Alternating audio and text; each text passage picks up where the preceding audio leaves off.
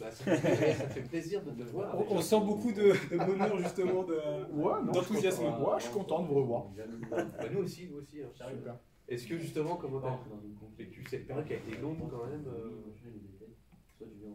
Alex, s'il te plaît, tu respectes le travail? On n'a pas commencé, mec. Si, regarde, si on a commencé. Ouais, j'ai pas dit que c'était bon alors. Bah, on discutait. Ah, c'était du off alors.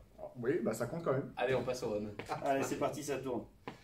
Ouais, donc on disait, est-ce que, voilà, quand t'as vécu cette période, finalement, elle était quand même très très longue. Bah, je l'ai plutôt bien vécu, parce que dans tous les cas, j'avais pas vraiment le choix.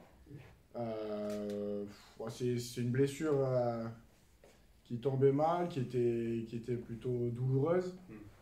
Mais bon, je suis pas le premier à qui ça arrive. Je pense à ceux qui font les croisés, je pense que c'est bien pire. Mais voilà, après, bon, ça me gênait plus dans ma vie de tous les jours. C'est ça qui était dérangeant, ma vie de famille, où je pouvais moins m'occuper des enfants, aider ma femme. Mais bon, voilà, maintenant c'est derrière moi et je suis prêt à aider l'équipe. C'était 4 côtes cassées, c'est ça pour C'était 5 en fait. 5 côtes cassées, d'accord. Ouais. Même pour dormir, j'imagine que sur la récupération aussi, ça va pas être évident. Ouais, dormir au début c'était un peu compliqué. Les gestes de tous les jours en fait, bon, c'est pas assez. Surtout que j'ai fait faute sur l'action apparemment. Oui, c'est toi qui prends le. C'est fort. Enfin bon, bref. En plus, l'équipe à ce moment-là était quand même un peu en difficulté, etc. Donc, comment on traverse leur période en étant un peu impuissant, quoi. Bah, exactement. Je me sentais impuissant, donc ça c'était un peu pénible. Surtout que j'avais l'impression que l'équipe avait besoin de moi, donc ouais, c'était pas top. Comment on essaye d'aider justement? On essaye de parler un peu, de prendre la parole, d'encourager Bah, j'essayais de faire ce que je pouvais en dehors du terrain, donc dans le vestiaire, discuter avec les mecs qui en avaient peut-être un peu besoin. Mais bon, après, il n'y a rien qui remplace le terrain.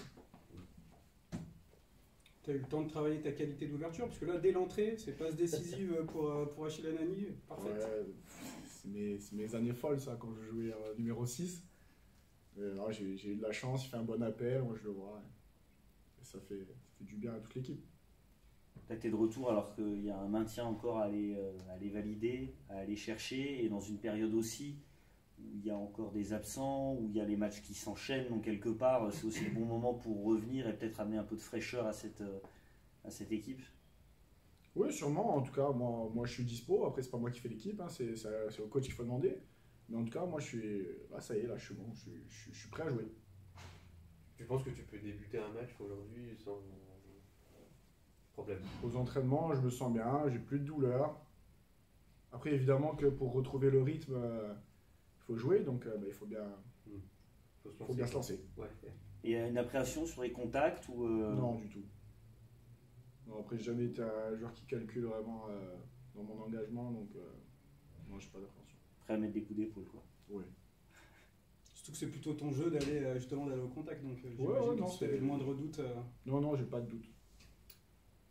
Qu'est-ce que vous dites dans le vestiaire là, 39 points, 2 concurrents directs battus 3-0? Est-ce qu'il y a un petit risque, par exemple, sur le match du Havre de demain, d'une petite décompression qui serait presque légitime, parce que c'était des matchs à fort enjeu, fort émotion aussi, voilà. Est-ce qu'il y a un petit risque de décompression, tout simplement? Un risque, oui, forcément, parce qu'on est humain. On a beaucoup donné, on donne encore beaucoup.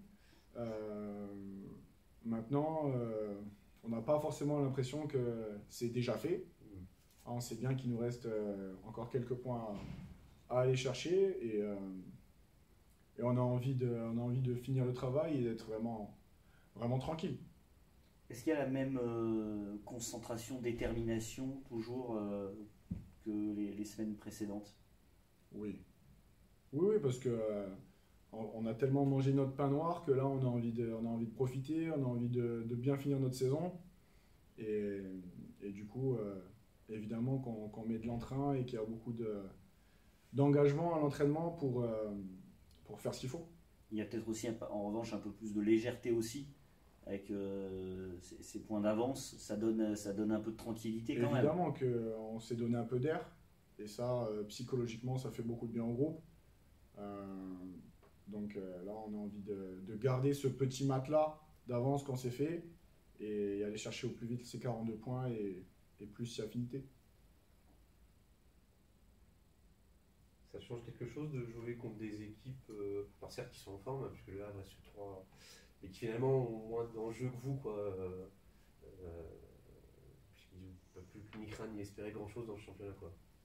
Vous avez été aussi dans cette situation, comment... Bon, cette année, j'ai un peu moins regardé le haut du classement que l'année dernière. Ouais. mais de ce que je vois, ils ne sont pas forcément à oublier pour les playoffs.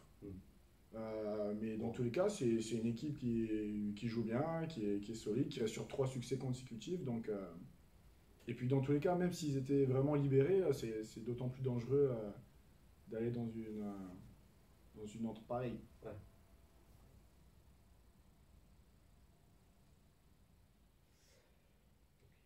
Bon. Oui, C'est bon? parfait. Monsieur, dame? Merci. Merci beaucoup.